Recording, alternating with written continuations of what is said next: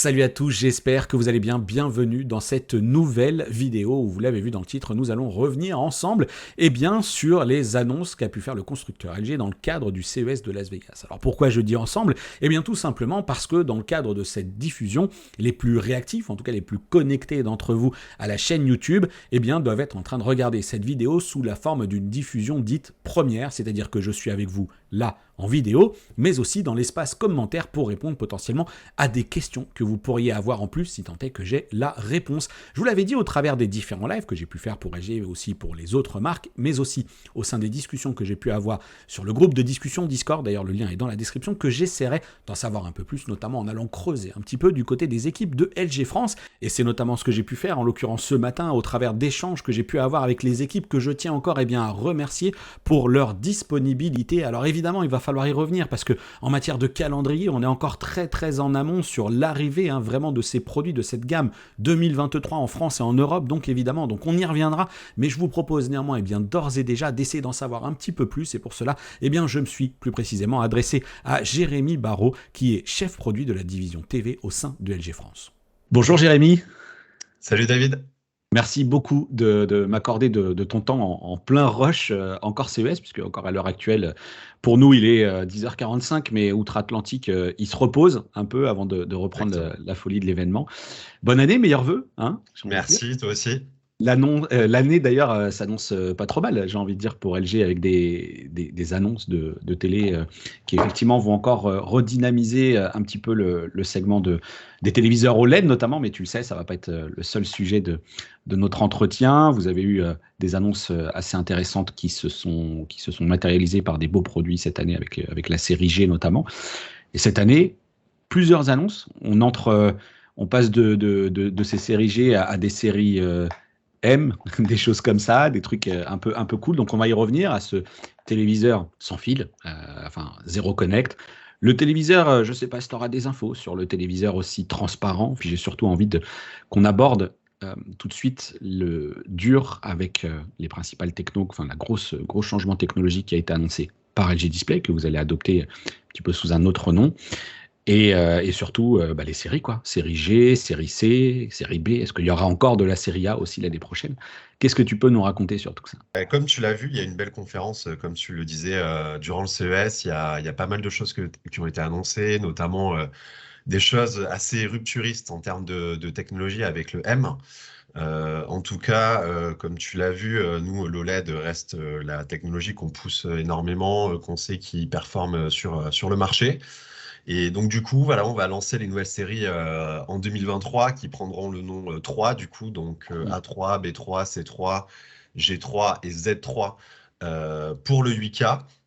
Donc, la série A3 qui restera assez similaire à la série A2. Ensuite, on passera sur le B3 où, comme tu sais, on a un step-up en termes de feature gaming. On a du 4K 120, du VRR, du G-Sync, du FreeSync, etc. et du HDMI 2.1, évidemment. Et ensuite, du coup, le C3, comme l'année dernière, qui va être OLED Evo. Et du coup, le gros changement est à partir, comme tu le disais, du G3, où là, du coup, on va adopter des technologies côté LG Display pour encore plus booster la luminosité.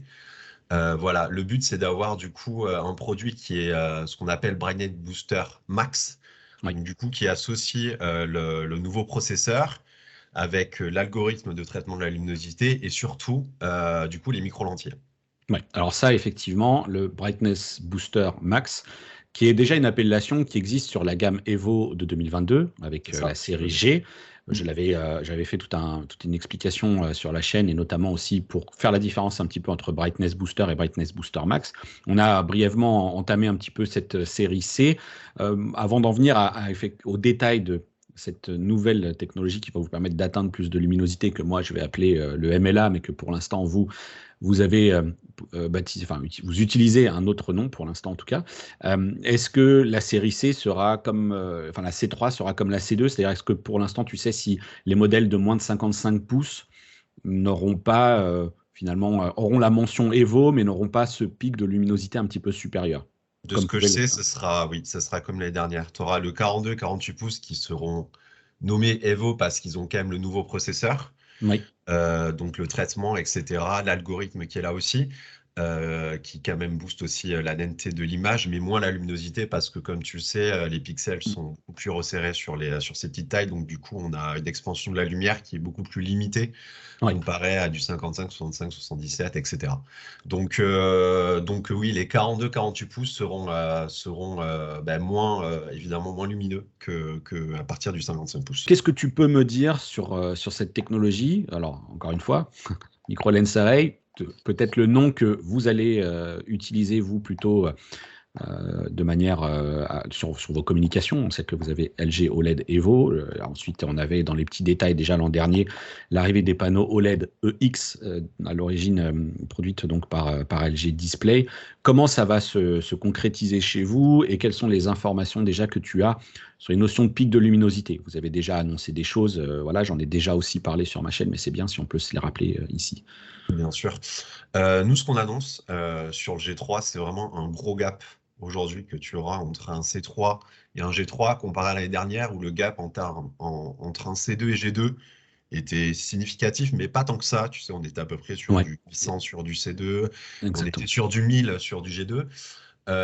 Aujourd'hui, on aura quand même un G3 qui sera vraiment très punchy en termes de luminosité. Du coup, on annonce jusqu'à plus de 70% de boost uniquement sur les tailles 55, 65, 77. Oui, Ça, c'est un élément quand même assez important. Voilà, on parlait exactement. comme tu disais, c'est cet aspect micro-lentille qui sera associé au pixel sous pixel de la dalle pour vraiment rediriger proprement la lumière, la Oui. rendre vraiment directive, sans perte, et du coup maximiser la luminosité. Oui. Alors, Donc, ce qui est intéressant, c'est que par ailleurs, ça maximise la luminosité et dans ce qui a été un petit peu communiqué, alors pour l'instant peut-être côté LG Display, et ça je vais essayer d'y revenir et on y reviendra peut-être aussi ensemble, puisque tu m'as clairement expliqué en préambule que pour l'instant on échange, mais pour toi les informations vont commencer à se préciser aussi dans le courant de la semaine prochaine, donc attendez-vous à revoir d'autres vidéos encore, et je te remercie encore une fois pour le temps que tu nous consacres. Mais l'idée, c'est qu'en plus, dans les communications donc faites cette fois-ci par LG Display, il était clairement dit que en fait, vous pouviez même compter sur un abaissement de la consommation électrique de l'ordre de 20%, j'ai cru lire, grâce à cette technologie aussi. alors, oui, côté LG Electronics, j'attends des confirmations là-dessus, mais je Ouais, pense que c'est des choses qui sont tout à fait réalistes parce ouais. que tu as une redirection de lumière, donc tu as moins de pertes autour de la lentille, tu en as même Exactement. quasiment pas. Donc, en soi, c'est plutôt logique. Et comme tu sais, de toute façon, c'est quelque chose qu'on travaille beaucoup aussi au fur et à mesure des années. On a souvent largement baissé la La consommation consommation, énergétique. bien sûr. Ouais. Ouais, sur l'ensemble des télés et surtout celle des OLED. Donc c'est quelque chose, c'est un procédé qui, d'un point de vue physique, peut tout à fait mettre en avant ce fait de baisse de la Ouais. consommation. Oui, il y avait une petite inquiétude sur les angles de vision, mais visiblement, elle a été pardon, écartée également par LG Tout à fait. Display, enfin, par LG Display. Donc là aussi, on verra comment vous le concrétisez. Mais voilà, j'ai déjà expliqué, l'effet de micro-lentille, c'est vraiment le fait de recentrer, comme tu l'as dit, ce faisceau lumineux. Et donc, du coup, ça va aller dans le sens. Donc ça sera une techno, comme tu l'as dit, qui va être sur 55, 65, 77. Est-ce que, à l'heure actuelle, tu sais si c'est parce que au-delà, c'est techniquement pas possible? Est-ce que le G3 ira sur des diagonales plus grandes? Je crois que vous les avez déjà annoncées d'ailleurs. Oui, oui, tu auras le G3 sur le 83 pouces, Oui, mais là, tu n'auras pas cette technologie pour l'instant. ouais, Et ensuite, en 97 pouces, on va continuer le G2, qui, comme tu le sais, est arrivé un peu plus tard dans l'année. Donc, ouais. pour l'instant, ce sera du 97 G2 et un 97 G3 peut-être un peu plus tard ou en fin d'année. Mais en tout Peut-être au cas, moment de l'IFA, c'est un autre grand rendez-vous, notre grand rendez-vous exactement, vidéo. il faut annoncer de nouveautés. Donc oui, c'est l'occasion. Mais en tout cas, ce que j'ai comme information, c'est que ce sera aussi sur du 77 M3 On va et y venir à également ce sur du Z3, Ok, donc le 8K. sur de l'OLED, 8K. Ok. Alors, on va y venir à ces autres modèles, mais j'ai une petite question technique que du coup tu pourras peut-être poser aussi. Parce que je suis pas sûr que tu arriveras à avoir la réponse, mais enfin que tu as déjà eu ce point-là d'évoquer. Mais est-ce que dans la mesure où vous allez être plus lumineux, est-ce qu'elle va vous permettre d'étendre également la couverture colorimétrique, que ce soit DCI-P3, Rec 2020? Comme aujourd'hui, on le sait que vous êtes challengé par cette technologie, par la technologie QD OLED, notamment sur ce point-là de Samsung Display. Est-ce que tu as déjà eu des infos sur ce point-là? Pour l'instant, je n'ai pas eu d'infos là-dessus, je t'avoue. C'est Ok. vraiment le côté luminosité qui a été mis en avant, le côté micro-lentille. Ensuite, j'ai aussi une autre info côté réflexion de dalle. Oui, De ce que j'ai comme info, apparemment, ce qui a été lancé, tu sais, sur le Flex l'année oui, dernière, ce qui s'appelle le SAR, oui, super anti-réflective, qui permet de diminuer les réflexions de les lumière réflexions ambiante, sur ouais. l'écran, tout simplement. Ouais. Donc, ce sera appliqué aussi sur ces séries-là. Donc, du coup, Ça, c'est avec cette techno-là. Ça, c'est une très très bonne nouvelle pour moi qui suis un espèce de psychopathe des reflets sur les dalles OLED. C'est une très très bonne nouvelle. Donc, plus de luminosité et encore un meilleur filtre anti-reflet. Est-ce que sur cette Alpha 9 Gen 6, tu as eu un petit peu plus de précision et de liens, de fonctionnalités, notamment avec la nouvelle version de WebOS 2023? On continue à pas mal travailler le processeur. Il y a eu quand même pas mal de nouveautés pour le nouveau qui arrive, donc la génération 6. Comme tu disais, au niveau du son, ça a été assez travaillé au niveau de la clarté du son. Comme tu Oui, sais, sur nos barres de son, on a un speaker central qui a été mis en avant. Donc, côté oui, voix est assez important côté LG Audio. Donc, il y a un travail qui a été fait sur une feature High Sound Clarity, donc meilleure clarté du son. mhm, En tout cas, donc on peut s'attendre à ça, une meilleure mise en avant des voix. Après, sur la partie vraiment processing image, on a aussi l'upscaling qui a été assez retravaillé. Où on va pouvoir diminuer encore plus le bruit comparé aux générations précédentes et augmenter la netteté et le piqué de résolution. Et ensuite, tu as le OLED dynamique, le Tone Mapping Pro, oui, qui euh, avait déjà progressé l'an dernier aussi. exactement, qui était sur 5000 zones. Et là, normalement, on pourrait aller jusqu'à 20 000 zones de traitement. Ouais, Euh, donc euh, donc, là, donc pour du traitement HDR encore encore plus plus efficace. précis. J'imagine que tu n'as pas d'infos encore quant à l'impact des modèles qui justement bénéficieront de ce traitement micro-lentille sur l'impact sur le coût. C'est bien trop tôt Non, encore pour s'en parler. non, c'est trop tôt. Ouais. Ouais. C'est trop tôt.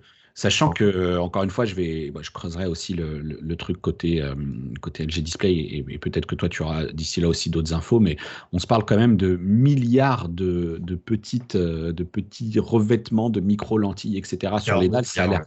Ouais, ça a l'air assez complètement dingue, ce truc. Donc ouais, c'est encore un processus industriel qui a l'air assez fou. Il y a Est-ce environ qu'on... 5000 micro-lentilles par pixel, un peu plus de C'est ça. 5000, ouais, donc ce qui te fait 42 milliards. Ouais. Ouais, C'est 42 assez dingue. milliards. Ouais. Ouais. C'est C'est assez c'est dingue. vraiment. Je voyais pas ça. Alors moi, je comprenais bien la logique du dispositif, mais là, on est vraiment sur 5000 micro-lentilles par truc. Ça me semble vraiment délirant. Je voyais pas ça aussi dense en fait. Alors Jérémy, toujours sur ce fameux G, petit doute encore sur Aura pas le dissipateur thermique. Pour l'instant, ouais, pour l'instant, j'ai pas d'informations précises là-dessus. Comme on s'est dit, il y aura voilà tout le processeur, le traitement de l'algorithme pour booster la luminosité, voilà la nouvelle architecture de contrôle de la lumière qu'on appelle chez nous comme ça et qui est le MLA. Ensuite, voilà, savoir si c'est couplé à un dissipateur de la chaleur, si ça permet de rebooster encore ou si il y a du coup le dissipateur de chaleur n'est plus vraiment nécessaire grâce à ces micro-lentilles. Pour l'instant, j'ai pas trop d'infos, mais ça va arriver assez prochainement. Ok, bon, moi j'espère en tout cas qu'il y sera parce que c'est quand même un gage de sérénité pour beaucoup des personnes qui me regardent et pour beaucoup des personnes qui me regardent aussi. Je pense qu'on peut déjà répondre à une des questions, c'est celle de la garantie pour la série G que Mm. vous officialisez, elle restera de 5 ans. Alors officialisé, mais non, pas officialisé, Mais mais ouais. il y a des très grandes chances que ça continue. Ouais. Ok, très C'est bien. sûr. Pour la partie WebOS, tu, Mm. tu as eu des choses, ça va évoluer un petit peu. Je Oui. voudrais qu'on se parle du service GeForce Now, mais avant peut-être le GeForce Now, peut-être que tu as des infos sur l'interface elle-même, le multicompte, etc. Oui, donc ça, comme tu sais, l'année dernière, voilà, on a introduit le multi-compte, mon profil, qui permet de paramétrer chaque compte et du coup d'avoir des recommandations en fonction de son parcours propre. Cette année, on va aller sur du WebOS 23, du coup, donc en fonction de chaque année, on renomme notre WebOS avec des nouveautés. Là, la grosse nouveauté de WebOS 23, c'est ce qu'on appelle les Quick Cards, qui ont été notamment présentés à la conférence. C'est Ouais. quoi ces Quick Cards? En fait, c'est des sections qui te permettent d'accéder directement à un contenu que tu veux. Donc, par exemple, il y aura normalement 4 cartes. Il y en aura peut-être potentiellement plus après qui vont regrouper le gaming, Oui. le sport, la musique et le côté home office. Donc, par exemple, Mm. dans la carte gaming, tu auras donc tous les services de cloud gaming, donc GeForce Now, etc. Ensuite, tu auras Twitch, tu auras YouTube Gaming, etc. Donc, le but, c'est de simplifier le parcours qu'on peut avoir en fonction de ses envies. Donc, voilà, si on cherche du gaming, on va direct dans cette section et on aura tout ce qu'on veut en termes de gaming. Pareil en termes de musique, tu auras l'ensemble des applications musique, tu auras YouTube Music aussi, Spotify, etc.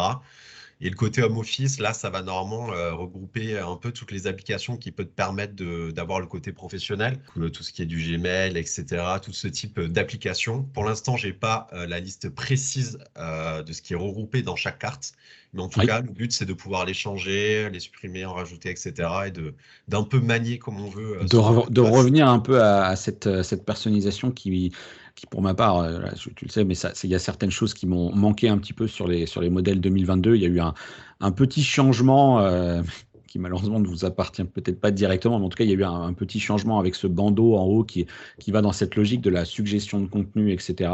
Et là, c'est vrai qu'on revient à ces quick cards, comme tu dis, en tout cas à des tuiles qui permettent d'accéder directement à des sous-univers, en fait, qui regroupe l'applicatif en dessous. Donc, Exactement, ça va ressembler à la dernière. Il y a une dernière mise à jour qui a été faite, ouais, enfin une des dernières, notamment sur les OLED où ça a été un peu épuré. Donc ça va ressembler à ça avec tes réglages, ton profil en haut à droite, le gros bandeau en haut qui met en avant un contenu ou peut-être potentiellement quelque chose que tu as regardé aussi. Ensuite, tu auras les quick cards et ensuite tu auras toutes tes les applications en applis en dessous. dessous, ouais. Ouais. Donc, en fait, c'est beaucoup plus épuré. Tu auras moins cet effet de recommandation chaque fois de contenu qui peuvent se mettre entre différentes applications, etc. Donc, ça va D'accord. être plus épuré si tu veux. Bon, alors, bonne nouvelle. Alors, il y a aussi une autre technologie qui débarque chez vous, qui a un peu fait le buzzword d'une certaine manière au CES aussi, c'est l'arrivée de Matter pour tout ce qui est communication avec ces produits domotiques. En tout cas, tous les produits qui seront compatibles, ça va devenir ultra simple de faire communiquer tout cet environnement, tout cet environnement. Ça passera aussi par vos téléviseurs, du coup. Exactement. Et Exactement. Donc, le but, c'est de simplifier, comme tu dis, ouais, largement la communication entre les appareils. Ouais. il y a un petit point qui peut-être n'en sera pas un à l'usage, parce qu'il pourrait bien qu'il fasse une grosse différence, c'est le QMS dans cette nouvelle gestion du HDMI 2.1. Donc, ça, c'est une belle nouveauté. Le QMS, c'est-à-dire Quick Media Switching. Et en fait, le but, aujourd'hui, par exemple, sur un téléviseur, quand tu es sur un contenu, par exemple, sur ta console qui est en 4K 120, ensuite que tu reswitches, par exemple, sur YouTube en 4K 60 ou que tu reswitches sur ta TNT ou etc., tu as un écran noir qui Mm. s'affiche pendant le switch entre ces deux Ouais, contenus. Le but de cette technologie est de supprimer tout simplement cet écran noir qui se fait quand tu changes de contenu où le signal vidéo est différent. Par exemple, tu étais en 120, tu bascules en 60 ou tu bascules en 30, ouais. etc. C'était ça, c'était cette différence de signal vidéo qui engendrait cet écran noir notamment. Et du coup, avec cette technologie, ça va être supprimé. Donc, j'ai pas la liste précise tête des modèles. De toute façon, c'est sur du HDMI 2.0. Donc, normalement, toutes les télés HDMI 2.0 auront cette fonctionnalité. Peut-être que les Qui plus seront haut en de alpha, gamme, qui seront en alpha 9, c'est-à-dire que potentiellement, la série B qui devrait être en alpha 7 Gen 7, ouais, 6 exactement. pourrait ne pas en profiter. Ça, c'est C'est peut-être une c'est chose à pour voir. ça, donc j'attends de savoir précisément les modèles. Vous avez évoqué le fait que le service GeForce Now évolue aussi et il Oui, passe désormais sur de l'Ultra HD. Est-ce que tu as plus d'infos là-dessus? j'ai pas encore plus d'infos, je t'avoue, en termes de date précise, d'update précis là-dessus. Mais en tout cas, oui, ça va être le cas. On va passer sur du 4K. Donc, en termes d'expérience de cloud gaming, ça va être vraiment top. Histoire de maximiser l'expérience et d'avoir une belle alternative aux consoles de jeux physiques. Et d'ailleurs, en fin d'année, vous avez annoncé offrir 6 mois de GeForce Now, si je ne m'abuse. C'est Est-ce que ça. tu sais si c'est quelque chose qui sera du coup reporté ou en tout cas appliqué à la nouvelle gamme? C'est à voir, c'est possible. C'est possible pour mettre en avant du coup cette mise à jour. Donc du coup, avoir le compte maximum, c'est possible, mais j'attends encore Parce des que infos là, là-dessus. là, je voyais effectivement que l'offre était déclarée comme 31 jours. étant voilà, 31 janvier. Donc, bon, la gamme, elle va sortir un peu plus tard. D'ailleurs, je t'ai pas posé C'est la ça. question, mais je vais pas te demander quelle va être l'échéance sur la enfin, sur la dispo de ces produits sur le marché. Est-ce que vous êtes plutôt optimiste dans le sens déroulé classique ou c'est trop tôt encore, là, encore, pour s'en parler? Le printemps? L'été? Normalement, ce sera au printemps, ouais, ce sera courant avril, mai, peut-être certains arriveront plutôt en mars en web, etc. Mais en magasin, ce sera ouais, plutôt avril-mai, les premières séries qui arriveront. Comme tu sais, les séries souvent C et G arrivent assez tôt, Oui. avec certains QNED et certains aussi LCD, UHD entrée de gamme. Donc voilà, tu auras des premières séries ouais, qui arriveront potentiellement en avril-mai en magasin. Ouais. Une grosse nouveauté, ça va être vraiment une synergie très forte en 2023 entre les barres de son et les télés, surtout sur l'OLED et surtout sur la série C. Comme tu sais, la série C, c'est la série OLED la plus vendue sur le marché. Donc vraiment, c'était ultra important Mm. de créer une barre vraiment assez dédiée à ce modèle. Et donc, du coup, le gros plus, c'est que cette barre de son qui sera pour la série C, dans le carton de cette barre de son, tu auras des fixations spécifiques qui vont permettre d'optimiser quand tu fixes ta barre de son avec le télé soit au mur ou quand tu mets sur meuble. Alors, pour expliquer, par exemple, si tu mets ta série C au mur et que tu veux mettre aussi ta barre de son juste en dessous, tu auras un support qui se met un peu à la place du pied de la série C qui va permettre de mettre la barre de son dessus. Mhm. Et donc, du coup, d'éviter de faire un perçage supplémentaire pour fixer ta barre de son. Donc, du coup, elle va être bien optimisée juste en dessous du télé en fixation murale. Et aussi, le son va bien réfléchir sur l'écran du télé. Donc, c'est optimisé en termes également de direction, en Ouais. plus de fixation. Et Tu, pareil tu, sur tu meuble. évoques, tu évoques ça pour les barres de son qui seraient notamment Dolby Atmos, qui, elles, du coup, pourraient utiliser du coup, cette intégration. Grosso modo, tu ne gâches pas l'effet Atmos, c'est pris en compte. Comment ça? Exactement, Ok. exactement. C'est exactement ça. Quand tu as tes HP qui tournent vers le haut, par exemple, Ouais. mais ça va être vraiment optimisé par rapport à la réflectance du coup de l'écran pour que ça rebondisse bien parfaitement sur l'écran et que ça optimise également cet effet. Ouais. Ok, Tout à fait. super. Ok. Donc, vas-y, je Également, t'en. du coup, sur meuble aussi. Ouais. Sur meuble, tu vas avoir du coup dans le carton de la barre de son. Un pied aussi qui est soit pour le C2, soit pour le C3, du 55 au 77 pouces, D'accord. qui va te permettre aussi d'avoir un pied qui est plat, où tu vas pouvoir mettre directement ta barre de son. Tu vas avoir le télé qui va être légèrement plus haut pour Ok. bien mettre ta barre de son et bien optimiser aussi ton expérience son. Est-ce que vous les vendrez à part quand même ces supports si les gens veulent utiliser une autre barre de son d'une autre marque ou tu sais pas encore? Hein. Je pense pas. Je sais Non. pas, mais je pense pas. Ouais, ça sera vraiment un truc Ouais, ça sera optimisé. Ouais, ouais. qui va permettre aussi de rester dans l'écosystème LG avec cette intégration pour laquelle du coup vous avez déjà fait le nécessaire de travail de R&D pour l'intégration, quoi, accessoirement.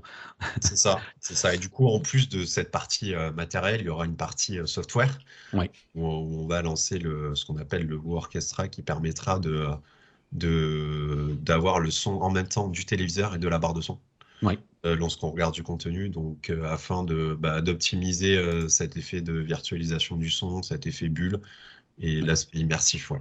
Mm. Donc ça, c'est la technologie WoW Orchestra qui va débarquer.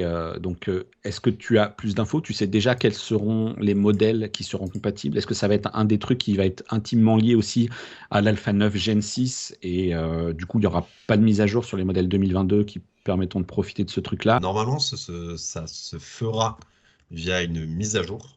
Ok, sur les télés 2023. À voir, est-ce que ça se fera sur les télés 2022? Je t'avoue que j'ai pas l'info, on ne sait pas encore. C'est ok. quelque chose qu'on a demandé. J'ai pas encore la liste Des pro- précise des télés qui seront purement compatibles avec Workestra. Ce sera pas l'ensemble des téléviseurs, ça c'est certain. Oui. Et ce sera voilà pour faire une montée en gamme sur le côté son. Ouais. Alors du coup, les tailles, où est-ce que ça démarre, où est-ce que ça s'arrête pour les différents modèles? Est-ce que, par exemple, est-ce qu'on peut s'attendre à un 3 qui va démarrer à du 48 et s'arrêter où pour la série B? Quelle taille déjà tu as en fonction des gammes? Parce que moi, j'en ai bien quelques-unes, mais si c'est mieux si c'est toi qui les confirme. Ou en tout cas, Oui, les infos que tu alors as. le A3, ensuite du A2, Ouais, c'est du 48 au 65 pouces. Ensuite, tu as le B3 du 55 au 77 pouces, donc trois ouais. tailles également. Et ensuite, tu as la série C, 42 pouces au 83 pouces. Et la Ensuite, série G, voilà, du 55 au 83 avec un 97 G2 qui va continuer. ouais, Et ensuite, tu as la série M, normalement, qui sera du 77 au 97 pouces, en trois ouais, tailles également. Et la série Z en deux tailles, ouais. En deux tailles, 77 77. Ouais, 77 et pardon. et 88. Ouais, c'est ça. Ok, c'est effectivement ce que j'avais. Alors du coup, tu m'offres une transition toute trouvée à ce produit M. Qu'est-ce que tu peux nous en dire? C'est un truc qui effectivement a été annoncé déjà, enfin qui était annoncé. On avait vu certaines choses se passer fin d'année dernière déjà. Voilà, comment ça va se passer pour cette série M? Ben, comme tu le disais, c'était quelque chose qu'on avait entendu, dont le siège nous avait parlé courant même 2021. Oui, Ça a été retardé, on le savait, et du coup, bah là, c'est officialisé que c'est lancé sur 2023 et que ce sera officiellement le OLED M3. Le but, je pense, a été de bien avoir un produit hyper abouti. C'est pour ça qu'il est lancé aujourd'hui, cette année. C'est un télé qui a un boîtier déporté purement sans fil. ouais. Donc c'est une technologie qu'on appelle Zero Connect, avec ce boîtier Zero Connect, parce que du coup, tu as du pur sans fil, transmission sans fil. Aujourd'hui, j'attends encore des détails purement précis sur la technique de Ouais. transmission. Ce que je sais déjà, c'est qu'en tout cas, il y a un algorithme précis et travaillé avec intelligence artificielle qui fait la transmission entre le boîtier et l'écran du téléviseur et qui analyse vraiment les potentielles personnes qui peuvent passer devant, les objets, etc. et qui contourne vraiment Tout le ce qui, signal, qui tout ce qui est réanalyse, perturbation, quoi. voilà, tout ce qui est perturbation, qui réanalyse chaque fois le signal pour emprunter le chemin le plus rapide et avoir toujours le signal vidéo optimal. Donc, du coup, sur ce télé, donc, tu vas avoir juste l'écran Mhm. du M avec une alimentation que Oui. tu vas fixer à ton mur et ensuite tu auras le boîtier déporté. J'attends encore des confirmations sur, Sur la. la distance. Ouais, c'est ça. J'imagine Euh, pas sur la notion de portée. J'imagine que pour Sur la l'instant. portée, exactement, j'attends encore des infos. Mais en tout cas, du coup, tu auras ce boîtier que tu peux placer où tu veux dans ta pièce, qui va regrouper la partie hardware, la partie connectique, où tu pourras du coup brancher tes consoles, brancher tes lecteurs, brancher tes box, etc. Mm.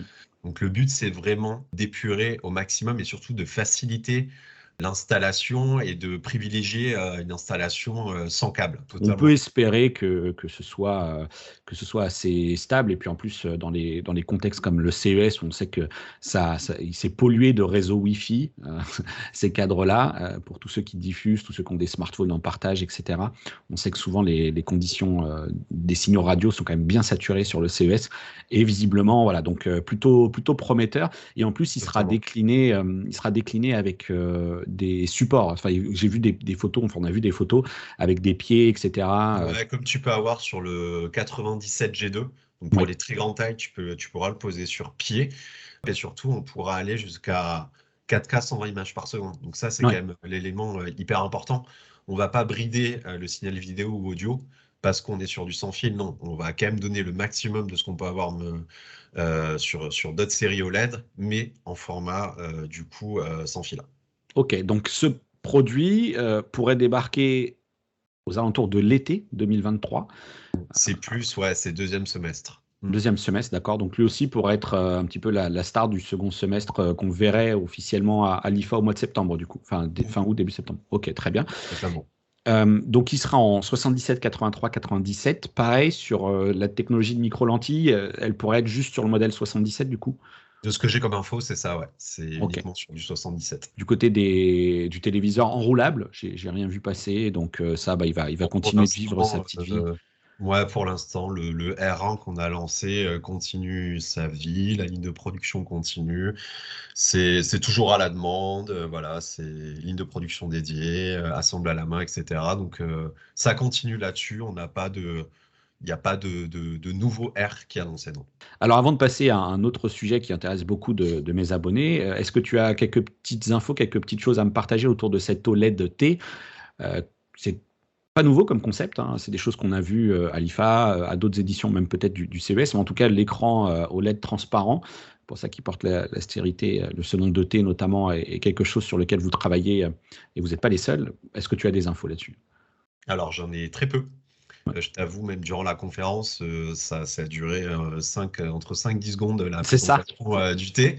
Le but, surtout, c'était de montrer ce qui peut être fait, de montrer un petit peu le futur du téléviseur et surtout dire qu'aujourd'hui, il y a de fortes chances que assez prochainement arrive du téléviseur en produit vraiment production de masse et conso.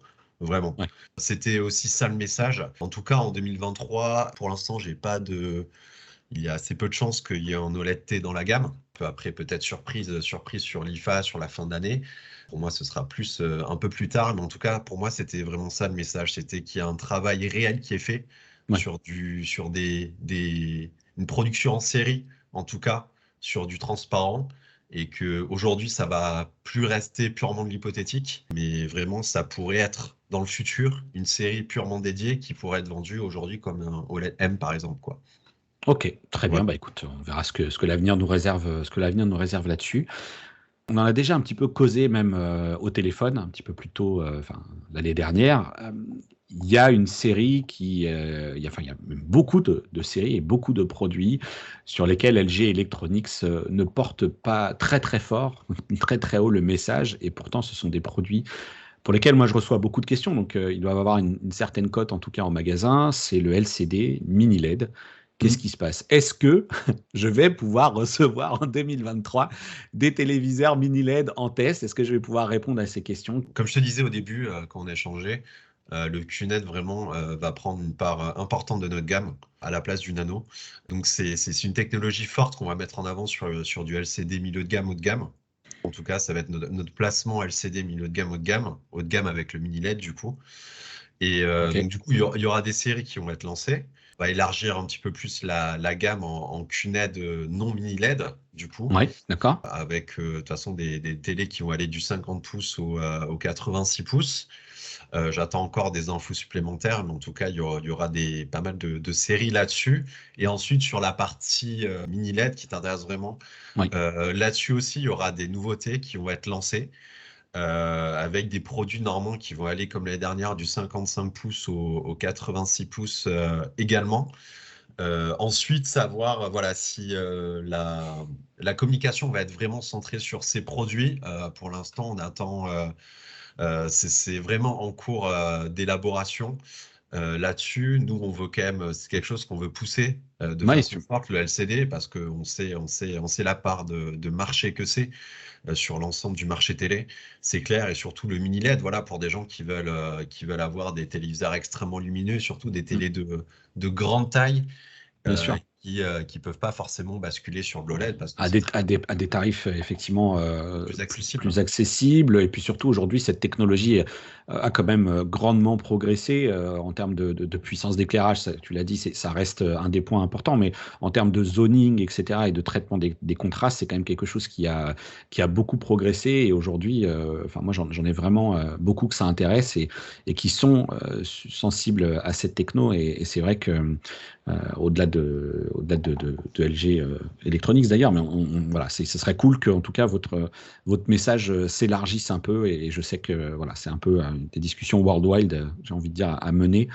pour qu'ensuite on puisse nous aussi en bénéficier. Donc C'est voilà. ça, c'est ça. Non, mais le but, c'est clair, c'est de mettre aussi en avant ça. C'est clair que c'est une belle avancée technologique, le mini LED. Mm. C'est vraiment un step-up comparé bah, voilà, au QNED un peu plus classique, donc c'est important de le mettre en avant, ouais, c'est sûr. Donc on va travailler pour, alors, en tout cas, c'est un début de 2023. Jérémy, j'ai bien envie qu'on embraye sur un autre sujet, puisqu'on a mentionné la 8K. Je t'ai parlé des téléviseurs mini LED. Vous avez de la 8K en OLED, vous avez de la 8K en téléviseur LCD. Où est-ce qu'on en est? Est-ce que tu as un petit point à partager avec nous sur cette logique de qu'est-ce qui va arriver au téléviseur 8K? Il y a eu une grosse annonce qui a été faite. La commission a décidé un peu de manière unilatérale de dire à charge maintenant des constructeurs d'abaisser la consommation de leurs produits. On ne sait pas encore exactement comment ça va se passer. Moi, je pense qu'il y aura des choses qui seront faites à la fois côté software et à la fois côté hardware, donc logiciel et matériel.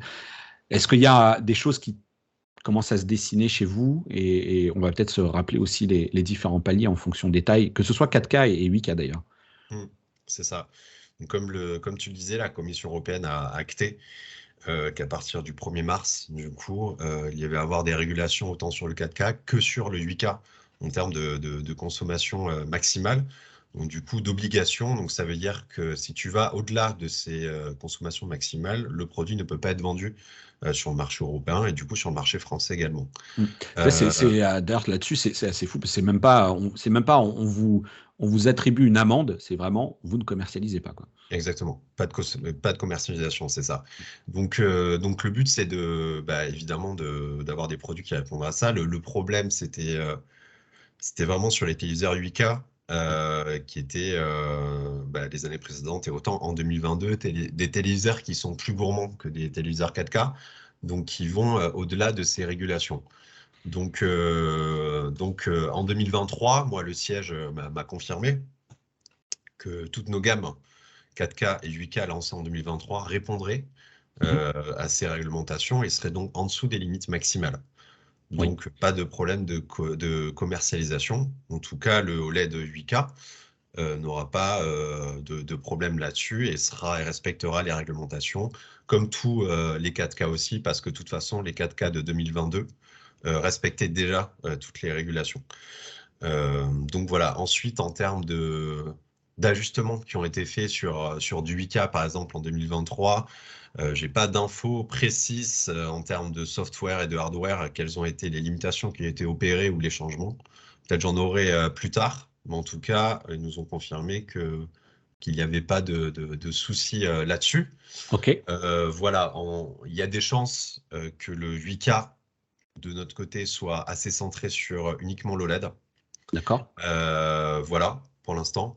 Après, je t'avoue, hein, tu le sais, hein, côté LG, le 8K, on a des gammes 8K, etc. Parce Oui, qu'il y a une certaine demande de consommateurs et c'est important aussi de, d'y répondre. Ouais. de, de mettre à dispo ce genre de série de technologies, mais ça n'a jamais été Un un, gros. un gros focus, Ouais, un, bien sûr. un gros focus pour nous.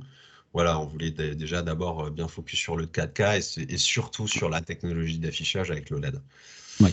Donc voilà. Ah, on en est quand même. Alors moi, effectivement, donc on se redonnera encore rendez-vous d'ici quelques semaines. Moi, et sans doute peut-être effectivement on aura le message final au mois de mars, mais c'est quand même des consommations qui sont enfin des abaissements de conso qui sont importantes. J'affiche là, notamment pendant qu'on se parle, le tableau et des objectifs et des paliers de consommation, que ce soit que ça part du 40 en 4K jusqu'au 88 en 8K aussi, et on est sur des abaissements de la consommation parfois divisés par deux.